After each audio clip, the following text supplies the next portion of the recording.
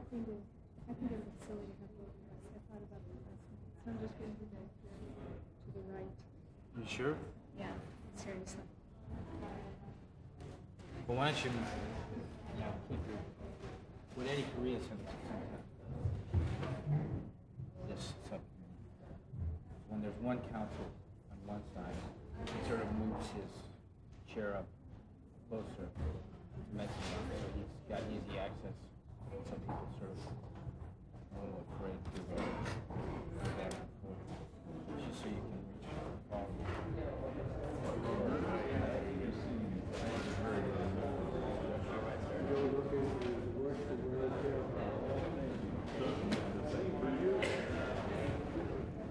There we go.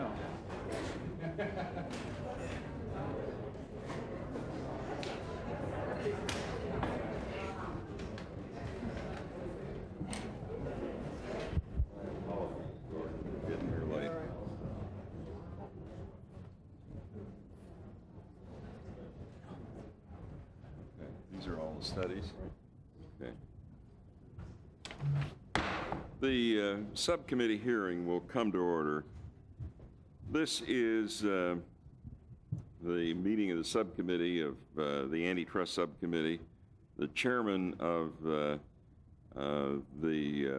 subcommittee, Senator Metzenbaum, is unable to be here, but I will be inserting a letter of his in support of the legislation. Let me just give you a little background of how I got into this. One night, I don't know how long ago it was now, I checked into a motel, turned on a television set, and saw a gruesome scene on that television set. Saw someone being sawed in half by a chainsaw. Obviously, it was not real, but it was real enough that it bothered me that night. And I thought, what happens to a 10-year-old? What happens to a 12-year-old? And after doing some checking, I discovered that there are all kinds of studies showing, I didn't know the extent at that point, but I'd read enough to know that there were studies showing that violence on television does real harm in our society, particularly to children. And because I'm an old civil libertarian, as my friend Elmer Gertz, who's one of our witnesses here today, will verify, I did not want the government to get into censorship. So I called the representatives of the TV industry into my office and I said, here's an answer here's a problem where I really would like to see you solve it rather than anyone else. One of the responses was there was a study inaugurated by one of the networks which showed they weren't sure that there was any real harm. And I said to them, you remind me of the Tobacco Institute people who come in here and tell me that they have research that shows cigarettes don't do any harm. I would point out on this table over here, my staff has assembled a series of studies that you will see them in paper and book form and everything else, studies on this question of the harm of violence. We have the most violent television of any nation, with a possible exception of Japan, of any nation on the face of the earth. One of the things the television industry people said to me was that we cannot, I asked them to simply get together voluntarily and to set standards. And they said that would be a violation of the antitrust laws. As it turns out, it would be a violation of the antitrust laws. Their objection was valid. And so I have introduced in the last session this legislation which simply makes an exemption in the antitrust laws to permit the television industry to get together to establish some kind of guidelines, voluntary guidelines. We're not talking about government-imposed sanctions of any kind. I'm pleased to say that that bill passed the Senate unanimously last year. It passed during the end of the session, was not passed by the House. It is clear we need an antitrust exemption. I'm pleased to say this bill is supported by the Department of Justice. Among those who have warned about the problems that television violence does to particularly children are the Surgeon General of the United States, the American Academy of Pediatrics, American Psychological Association, the National PTA, and the National Institute of Mental Health. We are pleased to have some distinguished witnesses here today, but before I call on the witnesses, let me yield to my colleague, the senator from New Hampshire. Thank you, Mr. Chairman. I want to express my strong support for your effort, which I consider to be a useful and positive effort to help deal with the harm on television. The one that showed the suicide. One need only spend a single evening, indeed a single hour, sampling the violent fare that dominates so much of our TV. Especially among younger viewers, repetitive television violence can subtly breed indifference and apathy toward real acts of criminal violence, which are all too common in our country today. The problem of television violence and the brutalizing of our society by removing potential legal impediments to cooperative efforts in program content along these lines. So we must look to the television industry itself to discuss and develop voluntary guidelines. Any guidelines they may agree upon will subject them to potential liability under the antitrust laws. It is narrowly tailored and a temporary exemption which in no way undercuts the policy of the antitrust laws to protect competition. Simon, turn off this torrent of rubbish pouring out of television sets into living rooms all across our country. Surely, no other about maximizing profits by wholesaling violence. Such an effort is long overdue, for surely no industry, save the drug... engage in joint activity or discussions to address the issue of violence in television programming. Under these circumstances, I believe such an antitrust exemption is warranted and serves a useful... Professor Cass Sunstein of the University of Chicago Law School, Lutheran Church Missouri Synod, the United Church of Christ, and the American Psychological Association, as well as a letter, and let me just read 3 paragraphs of the letter, of a former chairman of the FCC, Newton Minow. In his letter, among other things, he says, "My views on this bill have not changed since last year when he supported it. Day after day, our young people are influenced by murders, rapes, and suicides they see on television. People of all ages have become desensitized to violence. We cannot solve this problem through government censorship of any kind. The good judgment of broadcasters and the good taste of the public are our only solution. Our present antitrust laws now discourage cooperation, and this bill is necessary to clarify the immunity such action should have from antitrust challenge. Congress should remove the potential application of antitrust laws as a deterrent to needed private efforts. The industry is regulated because of the inherent physical scarcity of the broadcast spectrum. The basic requirement is that broadcasters must operate in the public interest. This exemption, encouraging broadcasters to regulate themselves, will advance and protect the public interest." Our first witness is Mr. Bruce McGorrill, the chairman of the Legislative Committee of the NBC Affiliate Board. We're pleased to have you here, Mr. McGorrill.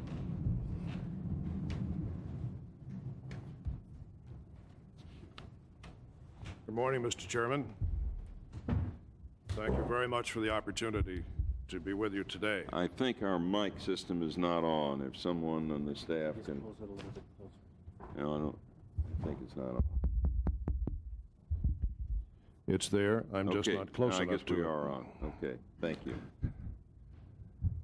Again, may I say good morning and thank you for the opportunity to be here. Good morning, Senators. My name is Bruce McGorrill. I'm Executive Vice President of the Maine Maybe just that one mic, because it seems to, you were on a minute ago, but you're not on now. Why don't you switch to that other mic?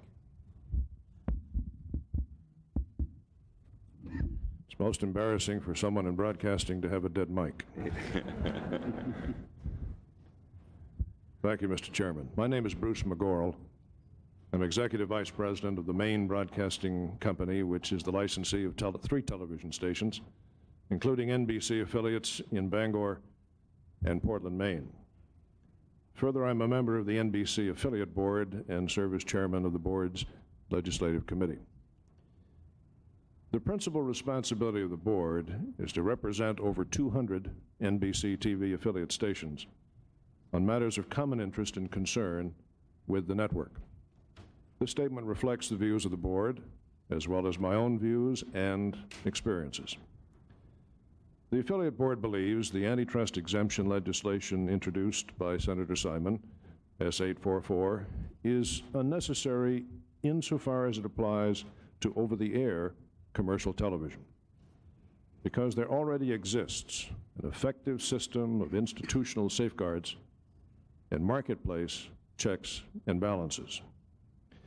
In the first place, the system includes a thorough review apparatus at each of the 3 major commercial television networks, which carefully removes objectionable material from the final program product. 1 year ago, Ralph Daniels, NBC's Vice President for Broadcast Standards, testified here that the network's policy flatly prohibits the depiction of excessive or gratuitous violence. Mr. Daniels stressed that all prospective programs are reviewed at every stage of production. The Affiliate Board has a high regard for the professionalism and performance of that department. Secondly, when arguably objectionable material escapes the network editing process, the local television marketplace has a checks and balances system where the independent judgment of local affiliates, together with public response, operate as the final editor. The local television affiliate, like any broadcast licensee, is ultimately responsible for all the programs presented during the broadcast day. Affiliates have the legal right as well as the practical power to preempt any network program deemed objectionable. My stations are not mere gatekeepers who automatically clear network programs. Although program clearances are the lifeblood of any network, my fellow affiliates and I will refuse to carry any program we judge to be inappropriate for our local service areas. I'd like to add a personal comment as to why S. 844 is unnecessary as applied to over-the-air television. In my view, the current system operates efficiently to forestall violent programs from being presented on the network television schedule or in the day parts controlled by local stations. However, if Congress, in its wisdom, enacts S. 844, we believe the network affiliate organizations should be represented at whatever meetings would be convened. While the National Association of Broadcasters speaks for the entire industry, I believe network affiliates would provide their own special viewpoint about objectionable programs, as would representatives from the networks and independent station groups. Apart from our network program service, there is another reason why affiliate organizations should be represented at the meetings contemplated by S. 844. Affiliates must purchase or produce their own programs in several day parts. In my view, the average television station exercises at least the same degree of care as the networks in selecting programs for these local day parts. As I've said earlier, the NBC Affiliate Board believes the marketplace checks and balances system for local broadcasters is functioning effectively. But if S. 844 is enacted and meetings are convened, the network affiliate representatives would make a valuable contribution to discussions about program guidelines. We would bring the experiences of countless ascertainment meetings with local officials. and countless other formal and informal meetings with local citizens and citizen groups. We would also bring to the table the experiences of clearing network programming and scheduling local programming. S844 also calls for participation by other video distribution systems, which may not enjoy the extensive local relationships that broadcasters have developed. An affiliate organization could share its accumulated experiences of measuring and evaluating local viewer concerns and programming to meet those concerns. We would bring to the table a well-developed local sensitivity for dealing with programs the public might find objectionable. Whether or not S844 becomes law, Congress should appreciate that local network affiliates, like all responsible broadcast licensees, take very seriously their obligation to be responsive to the needs, to the interests, and to the concerns of the public. I'll be happy to answer questions from the subcommittee. I thank you, Mr. McGorrill. First, I would point out that our bill does call for the network affiliate organizations to be represented, and Correct. So I think I hope we're accommodating you in that respect. I don't mean to unload on you here now, but so there apparently is a convention of broadcasters right now, and that's why some of the networks are not testifying here today. But in your statement, I'm sitting here with all my friends, yes, Mr. Chairman. In your statement, you say there already exists an effective system of institutional safeguards and marketplace checks and balances. Are you aware that the University of Pennsylvania study says the most violent hour on television is the hour which children watch the most? Specifically, I'm not aware of their statement or the research behind it. No. Well, it is very substantial research. Is there a specific hour that they're referring to? Yes, it is the hour in the evening when children watch the most is the most violent hour. You would think if these, quoting your language, if this system of institutional safeguards and marketplace checks and balances worked so well, we would not have that all there. There was also recently a study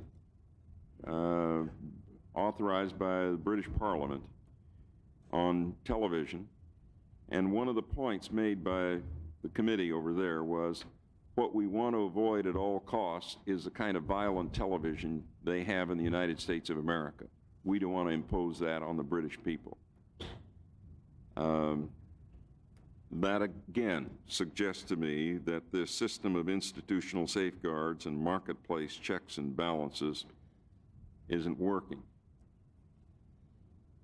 And I really think what we do have is precisely what you have spelled out in those last four words: marketplace checks and balances. And what the reality is that violence pays off for television. It is true you have Bill Cosby shows, but creativity is much more expensive than having the violence in terms of pulling audience attention. And so television, to much too great an extent, has gone the non in the area of violence. I would add one other point, and I'd be happy for any comments you might have. When representatives of your industry tell me there is no impact on 27 minutes of one violent act after another, and then they tell me and tell other people in this country, buy a 30-second commercial and it is going to have all kinds of impact, it strikes me that there is a slight inconsistency. Either the 30 seconds doesn't have any impact, and all of us in politics recognize that it does because we spend a lot of money on those 30-second commercials, And if that is true, then it is also true that those 27 minutes that you have on the program also have an impact. And that's really what these studies by the National Institute of Mental Health, the Surgeon General, and all the other organizations say just overwhelmingly. Any comments? My comments would be phrased really with my experiences. And as for background, this is my 34th year in broadcast.